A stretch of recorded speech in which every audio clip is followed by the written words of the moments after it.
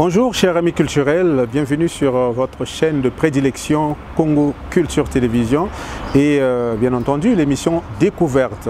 Depuis quelques numéros, nous nous sommes lancés dans la découverte des jeunes artistes, notamment les humoristes qui font fureur au Congo-Brazzaville. Nous avons parlé de Jojo, la légende, nous avons parlé d'Edi Bayonsama, nous avons parlé de plusieurs autres artistes, mais aujourd'hui nous allons recevoir Idéal. C'est cette jeune femme qui est en train d'éblouir par son talent le monde de la comédie et plus particulièrement de l'humour. Sans plus tarder, nous allons donc recevoir pour vous, comme découverte du jour, Idéal. Alors bonjour Idéal. Bonjour Benka. Alors on se retrouve dans le cadre de l'émission Découverte. Okay. Le public nous a beaucoup embêtés pour ça. On veut bien savoir qui est Idéal, cette belle dame qui nous émerveille à travers ses sketchs. Alors nous sommes là avec vous, donc c'est à vous de nous dire. Qui est Idéal? C'est la première question. Idéal est une jeune artiste humoriste et comédienne aussi, il faut préciser, parce que c'est deux univers complètement différents, de nationalité congolaise, qui réside à Brazzaville. Et qui est dans quel domaine? Dans les études, déjà opérationnel, travailleur quelque part? Oui, Idéal travaille. Idéal travaille au port autonome de Pointe-Noire en tant que transitaire. Et la passion, comme on dit, lui est tombée dessus. Ok, c'est ça. Donc, vous êtes donc en face d'une transitaire Idéal, mais nous n'allons pas parler de sa profession, nous allons parler de sa passion, qui est la comédie et l'humour. Donc, avec nous, sur ce plateau, nous parlerons avec Idéal, l'artiste. Ouais. Alors, dites-nous, quand est-ce que vous avez commencé avec l'humour? J'ai commencé avec l'humour, ça fait précisément 6 mois. 6 mois? Oui. Oh, à peine? Oui, à peine. J'ai commencé le 19 février. Et déjà une notoriété, hein? Ah oui. Ah oui. Ça, on ne peut pas se le cacher. Ouais. Et c'est venu comment? Tout d'un coup, vous êtes dit, bah, écoutez, je vais faire de l'humour? Il y a eu un déclic là. Qu'est-ce qui vous a poussé? Il y a eu une petite histoire parce que, je l'ai dit toujours, je suis fan de l'art congolais. Et un jour, je suis venue en week-end ici à Brazzaville. Je suis tombée sur Juste Parfait. Je l'ai écrit, que j'admirais tout ce qu'il faisait et j'aimerais le rencontrer. Et il me donne rendez-vous à l'IFC de Brazzaville. Et quand j'arrive à l'IFC, je viens tomber sur une émission de stand-up au féminin que les dames avaient quitté Douala et Côte d'Ivoire sont venues coacher les jeunes filles au métier du stand-up. Et moi, je connaissais rien. Ouais, ça tombe à pic et je connaissais rien. Et mais vu que je suis quelqu'un, je me dis ça passe ou ça casse, je me suis dit ben, je vais essayer. Et quand j'essaie un truc, bah, elles étaient scotchées, elles ont dit en 2 jours on me coach. Le 3e jour je monte sur scène, j'ai dit mais c'est irréel. Et je me suis dit ouais, ça c'est ce que je vais faire. Alors que vous êtes venu pour les conseils? Non, je suis venue rencontrer ma star si on peut dire. Parce donc, que en tant que fanatique? Oui, en tant qu'entre guillemets, j'aime le côté de Juste Parfait qui valorise le Congo. Exactement. Et il porte bien nos couleurs vert, jaune, rouge. Voilà. Et pour moi, c'est une star comme, on peut dire quoi, comme les Go, comme les Denzel ou les Chris Rock. Pour moi, ils représentent ça. Exactement. Et eux aussi, je pense qu'ils ont commencé quelque part. Donc pour moi, la star, c'est pas quand il arrive au sommet, encore très sommet, mais c'est encore là. Est dans le sang. Voilà, donc pour moi, je crois que j'ai dit, c'est mon idole, quoi. Ah voilà. Et donc vous le rencontrez, vous profitez de cette opportunité et tout est parti. Et tout est parti. Et ils ont vu un truc en moi. Il y a eu Juste Parfait, il y a eu une dame du Cameroun qui s'appelle Sylvanie Dieng. Voilà. Et il y a eu une autre, Norma Isha aussi. Et mon coaché, et en 2 jours, le 3e jour, je montais sur scène, c'était irréel. Votre premier sketch? Oui. C'était déjà quoi? Je parlais de ma mère, que ma mère était un spécimen parce qu'on est africain, on se retrouve tous dans nos mamans. Et puis c'était sur comme on dit, sur un vrai plateau à l'Institut français et c'est là où j'ai eu le déclic. Voilà. Et après vous vous êtes dit, tiens, mais ça c'est une carrière, je mets dans les bras. Ouais, parce que c'est par rapport au retour, tu réalises que tu fais du bien aux gens, tu voles des sourires. Il y a des gens qui peuvent être déprimés avec la situation actuelle. Tu les égayes, tu les rends heureux. Donc tu te sens utile en fait. Voilà. Donc du coup, je me suis dit, ça c'est ce que je vais faire. Et comme on le dit, il y a plus de bonheur à donner qu'à recevoir. Oui, à recevoir. Voilà. Et quand tu reçois des retours des gens qui disent que ah ouais, j'étais déprimée, mais tu m'as arraché le sourire, tu m'as fait ma journée, et ça te donne encore vraiment envie de continuer parce que tu t'es dit, vraiment, je suis utile. Ah oui. Et comme ça, on peut savoir par le passé, avant qu'on arrive ce contact-là avec Juste Parfait, Qu'est-ce qui a sommeillé en vous, ce talent-là? Vous le vivez comment? Est-ce que vous sentez quand même en vous? J'avais plutôt des penchants pour le cinéma. J'avais plein de penchants sur le cinéma. Et après, comme on dit, pendant le confinement, la période Covid, tout le monde était devenu acteur, tout le monde, vu l'ennui, on a tous fait des vidéos chez nous. Et il y a des gens sur la toile qui disaient, mais tiens, tu as peut-être un truc de plus. Mais moi, je me disais que ce truc de plus, c'est juste peut-être dans l'art dramatique, en fait, dans du cinéma, peut-être pas dans l'humour. Et Juste Parfait a su faire naître cette chose-là, qu'aujourd'hui les gens apprécient tant bien qu'au mal. Et puis... Bon, après vous vous êtes lancé, hein, on vous a découvert au Centre culturel Zola, avec Masolo Stand-up. Masolo Stand-up. Voilà, la fête de la musique. La fête de la musique, le Canal Comedy Show. Canal Comedy Show, voilà. Parlons un peu de ces événements. D'abord, Masolo Stand-up, c'est un concept assez spécial. Voilà. Parlez-nous un peu de ça. L'idée est venue de qui et comment est-ce qu'on fait pour vous rassembler tous pratiquement avec une régularité? Ouais, l'idée est venue d'un charmant monsieur Adonis, qui est aussi passionné par l'art et qui veut voir son pays aller de l'avant. Il s'est consacré à aller vers les jeunes parce que c'est même pas moi qui suis allée vers lui. C'est lui qui vous contacte. Voilà, c'est lui qui nous contacte, c'est lui qui nous programme, c'est lui qui met à disposition des artistes un podium, de quoi exercer notre passion. Et c'est comme ça que plus on nous donne les opportunités, plus on est en train de travailler sur soi, on réalise que quand on puise au fond de soi, il y a des meilleurs trésors en tout cas. C'est ça. Et la rencontre avec Welfare Kaya? Oui, la rencontre avec Welfare Kaya, c'était dans le cadre de Canal Comedy Club. Voilà. Et comme j'ai dit, c'est encore une histoire parce que je n'étais pas retenue d'autre là, j'étais malade, j'arrivais pas à donner le meilleur de moi. Mais il a dit, c'est bizarre, dans ton truc, il y a un truc de plus. Donc j'étais rachetée en fait. Ouais, j'étais rachetée. De premier casting, j'ai pas été pris, j'étais rachetée, je suis revenue. On a recoaché le sketch et à la limite, j'ai changé de sketch et puis j'ai donné le meilleur de moi. Et c'est ce que je pense que d'ici bientôt, vous allez voir à la télé sur Canal+. Nous y étions, nous avons vu que c'était vraiment parfait. Voilà. Et je pense que le public va apprécier. Et petit à petit, vous multipliez les sketchs. Vous en avez déjà combien? Sur des podiums, ouais, j'en ai plus de 5, je veux dire. Plus de 5. Parce que faut pas aussi rester sur les mêmes choses. Ah oui, parce que c'est parfois le même public qui revient. Oui, c'est le même public qui revient, du coup ils seront insatisfaits parce que l'être humain c'est quand même ennuyeux d'écouter la même chose. Un éternel et insatisfait, moi-même d'ailleurs. Donc du coup, ça sera très ennuyeux de dire les mêmes choses.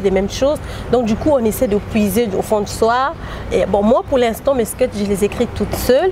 Ça m'arrive d'être inspirée comme ça. Et souvent, c'est très tard la nuit. Bon, comme à la maison me dit, tu commences à être très dangereuse. Donc c'est très tard la nuit que parfois à 3 h, je me lève peut-être pour me servir un verre d'eau ou me soulager. Pouf, l'idée me prend comme ça. Et puis, vous écrivez? Oui, j'écris.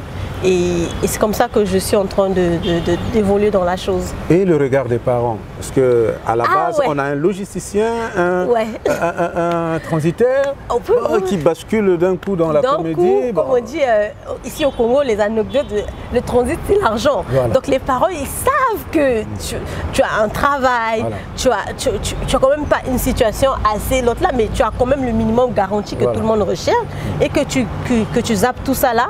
Parce que d'origine, moi je suis de Pointe-Noire, je vis à Pointe-Noire, je travaille à Pointe-Noire, comme j'ai dit récemment, le port autonome.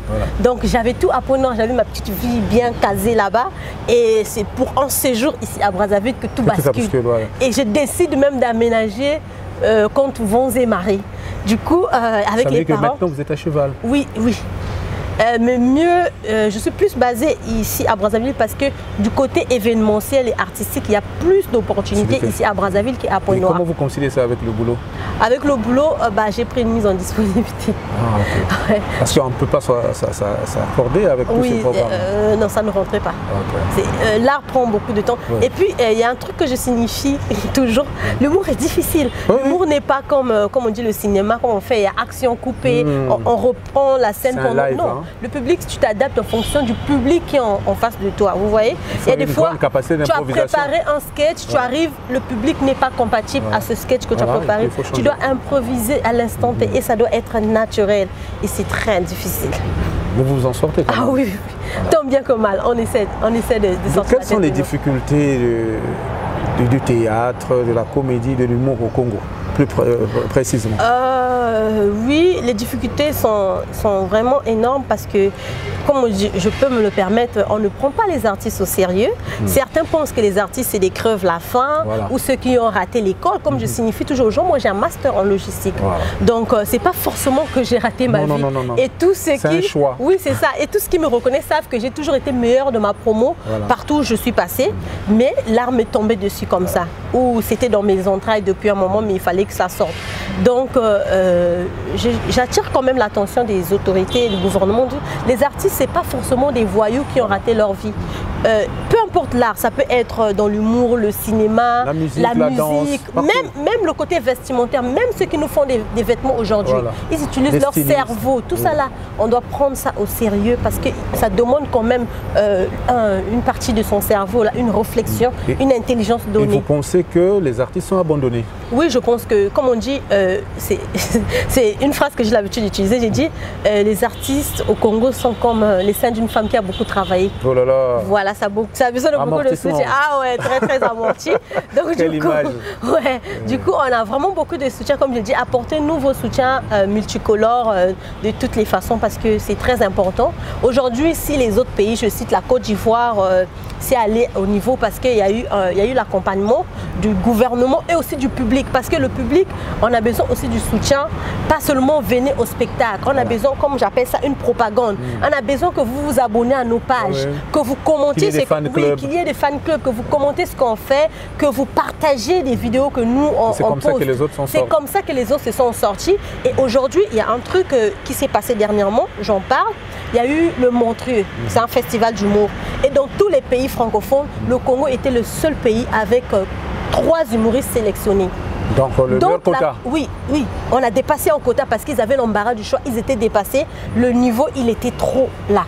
Et vous réalisez que ça arrive, c'est des gens qui quittent la Suisse et tout ça là, il y a eu tous les pays, le Bénin, la Côte d'Ivoire, tous les pays, la RDC, mais le Congo c'est le seul pays qui a eu 3 humoristes sélectionnés. C'est pas du gâteau, ça veut dire qu'il y a le talent, mais il y a le talent dans l'ombre. Parce qu'on ne nous donne pas assez de lumière, on ne nous éclaire pas assez pour clore.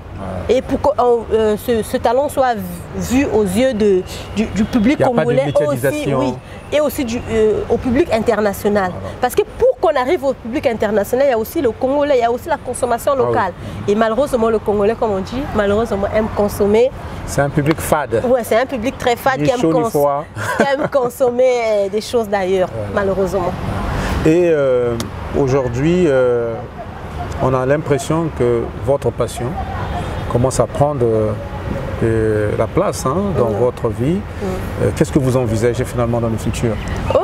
J'envisage dans le futur qu'à travers ma voix, qui est l'une des voix des humoristes, porter les drapeaux vert, jaune, rouge plus haut que ce qu'on porte déjà là, parce que l'humour au féminin, on a encore pour l'instant Bluetooth et l'autre là, c'est déjà bien, mais compter encore plus de femmes, ça sera encore mieux, et apporter les concepts des autres ici, de la manière que les gens, les Congolais rêvent de faire le Parlement du Rire, rêvent de faire l'Afrique à stand-up, que ce soit nous aussi nos concepts à nous, pour que ceux d'ailleurs rêvent de venir au Congo pour un festival, rêvent de venir au Congo pour un tel truc.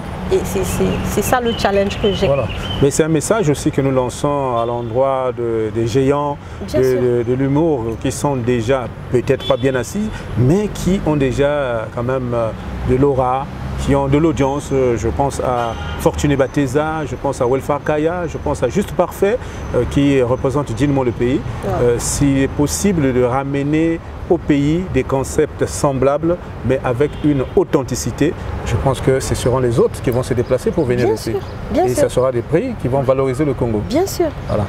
En tout cas, idéal, tout le plaisir était pour nous de vous avoir sur ce plateau parce que Congo Culture s'est fait le devoir de pouvoir faire la promotion des artistes dans tous les domaines. Et ce mois de septembre, nous nous sommes lancés dans la découverte des humoristes congolais. et vous faites partie de cette liste, raison pour laquelle nous vous avons invité à cette émission.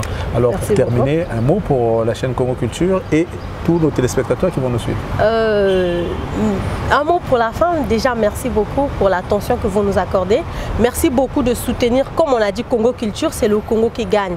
Aujourd'hui, les Ivoiriens sont en train de prendre une place parce que c'est les Ivoiriens qui font la Côte d'Ivoire. Donc c'est les Congolais qui vont faire Idéal, c'est les Congolais qui vont faire Congo Culture, c'est les Congolais qui vont faire tous les artistes qui existent. Donc on a besoin de vos soutiens, on compte sur vous. On ne peut pas se faire seul, on a besoin de vous tous ensemble pour aller là où on veut arriver.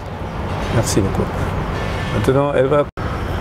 Chers amis culturels, voici donc, nous sommes arrivés à la fin de cette émission où nous avons reçu l'artiste humoriste comédienne Idéal qui a le vent en poupe en ce moment. En tout cas, on ne jure que par elle, on veut bien suivre ses spectacles et vous avez donc droit à cette découverte. Vous avez suivi son nom à l'état civil, où est-ce qu'on peut la retrouver, quels sont ses projets et surtout son souci de voir le Congo prendre cette place qu'il mérite sur le devant de la scène culturelle africaine. Parce que, comme venait de le dire, au Festival de Montreux, il a fallu donc beaucoup de réflexion pour choisir les Congolais. Ils étaient à 3, c'est le meilleur quota de ce concours. C'est dire qu'il y a de la valeur au Congo. En tout cas, on ne le dira jamais assez. Le Congo a un incroyable talent.